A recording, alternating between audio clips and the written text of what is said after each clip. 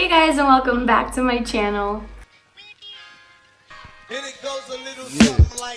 For this week's video, I'm going to be talking to you guys a little bit about how to stop impulsive shopping.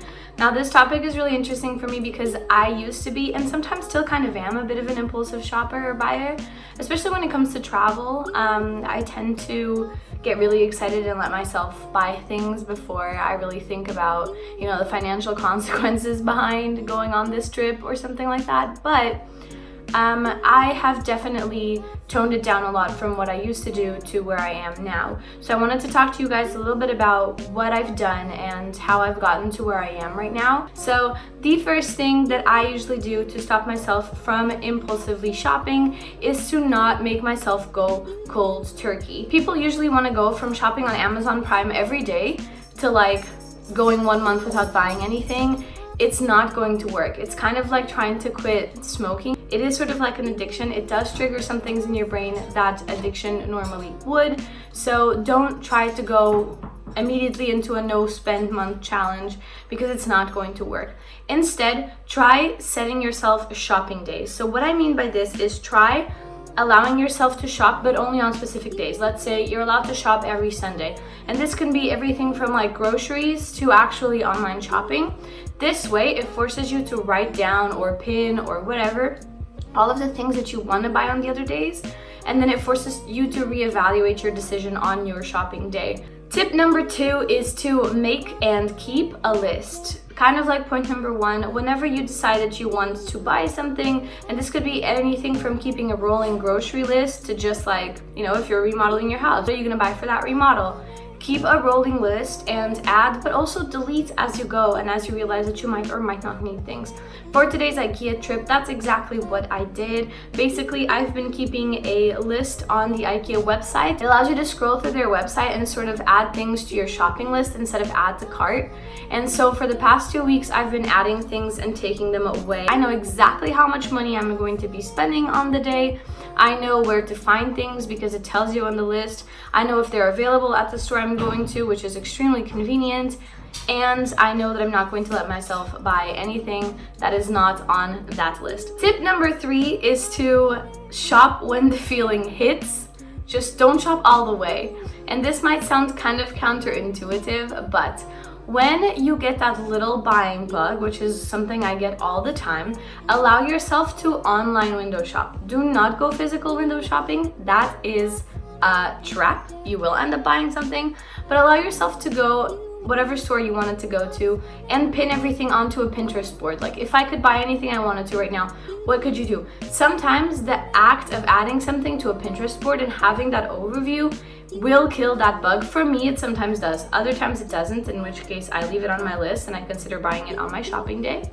But when the feeling hits, allow yourself to online window shop. Tip number 4 is to really stick to the list. The other tip was to make a list, but just like I'm doing today in IKEA, make sure that you look at your list and you stick to it. If you see anything while you're out on your trip that you think you will need, that is not an absolute necessity. Like for example, if you're grocery shopping and you see toilet paper and you remember you don't have toilet paper, buy toilet paper. But if you're at IKEA and you see a cool frame and you're like, oh, I could use this frame, put it on your list for next time. Don't buy the frame. It's a trap. Tip number 5 has already been mentioned, but it is to avoid physical shopping. When we go physical shopping, it can be really overwhelming. There's a lot of colors, lights, music, sounds. Sometimes people are trying to look at the same rack as we are. Sometimes the dressing rooms are super full and we kind of want to hurry up.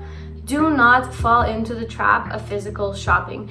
If you absolutely must physical shop because you like trying clothes on before you buy them, for example, online shop first. For example, this is what I do with H&M. I go on their website, I see what they have, and I will then go into the store and try that thing on, but I know what I'm going into the store for. Many times I can just show one of the salespeople the item and they will find it immediately for me. Super nice. So exact same thing I'm doing with IKEA. The only reason I'm going into the physical shop is so that I don't have to pay the shipping costs. Tip number 6 is to set a consideration period for bigger purchases. So you can set what you want the bigger purchase to be. For example, for me, it could be something as little as 50 euros. I consider that a bigger purchase. For you, it could be 100, 200, 1,000, it doesn't matter. Set that limit for yourself, and whenever you want to make a purchase that goes higher than that limit, you have to sit through a consideration period. You can also set what that consideration period would be. For some people, 2 weeks would be enough. For some people, a month is necessary, but make sure that you stick to it. This way, it'll allow you to really think about your purchase before you go ahead and impulsively spend that money. And in the end of the time, if you still really want it, you can still get it. So tip number 7 is a tip that works for some people, not everyone. Personally, it doesn't work for me, but I want to share it anyway, is to use cash. Some people like taking out a weekly amount of cash so that they know how much they have physically and they stick to it. Personally, that doesn't work for me because I already budget my money in my online bank account where I set my money aside in different little drawers for different things. But consider doing that for you if you're not able to do that on your bank app, or you just would like more control over how much you're spending every day. Tip number 8 is to get rid of any credit cards that you are not using for just emergencies or for some sort of reward or benefit program.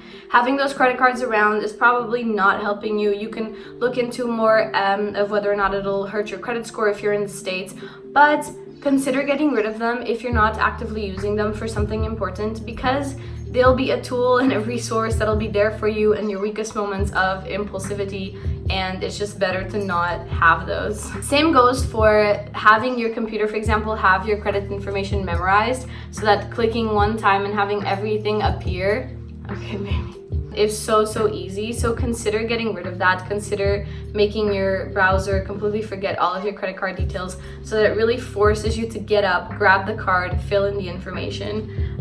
For me, that definitely curbs some impulsivity that I have to get up and go look for things because I'm kind of lazy. So tip number 10 is, if all else fails and the shopping bug really hits you, go grocery shopping.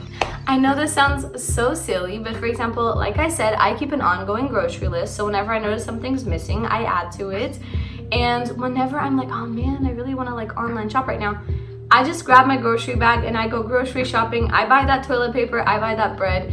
It might sound funny or like weird to you, but this works for me because in the end, I ended up still buying something. And sometimes I'll buy myself a little treat, whether that be like fresh raspberries or ice cream, Ben & Jerry's. But it curbs the shopping bug for me, and I'm buying essentials I needed anyway. So what are some of your best tricks that you use to stop impulsive shopping? Please let me know in the comments down below. If you guys like this video, please don't forget to like and subscribe. It does mean a lot to me to gain new subscribers. I see every single one of you, so thank you so much for supporting me. Don't forget to click that notification bell, and I'll see you guys next week. Bye!